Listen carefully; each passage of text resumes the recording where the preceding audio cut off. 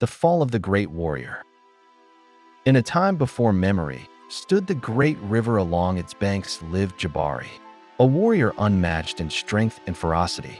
Raised by hunters, he mastered spear and bow by his 20th season, and ventured forth to conquer the riverine villages that drew water and life from Zij. One by one, these villages fell from Amani. With its drums of welcome, Jabari claimed tribute. From Loma, he carried captives. His name spread like ripples on water. Jabari, the unyielding, they whispered. But it was not just his arm that conquered, it was his will, unshakable and fearless. Then came Zuri, who lived in a village of mists and lilies. Tales spoke of her as blessed by a river spirit. She moved like flowing water, her eyes like moonlit ripples, and her voice a song beneath the palms. When Jabari arrived at her village's edge, he was both intrigued and wary. Zuri invited him to share bread and evening fireside tales. By nightfall, she had him ensnared by laughter, wine, and whispered promises. In the tang of her touch and the softness of her speech, Jabari found his resolve slipping. Zuri had drawn him into her hut, and under the hush of candlelight, she spoke of his conquests with admiration. "Your strength is unmatched," she cooed.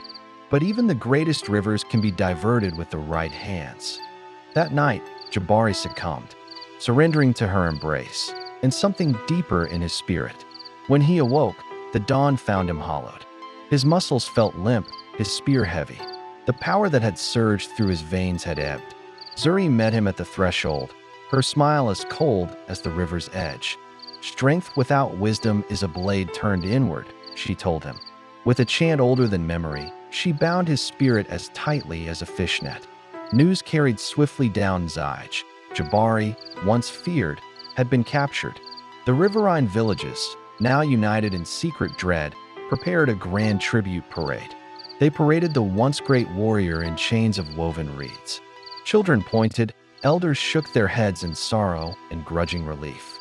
They celebrated not with drums, but with whispered thanks to Zuri's cunning. Jabari's ashen eyes met Zuri's from the parade center, and he knew his strength had failed him, not against swords or spears, but against a woman whose power was older and deeper. He had been conquered by the river's wisdom, by its current beneath the surface.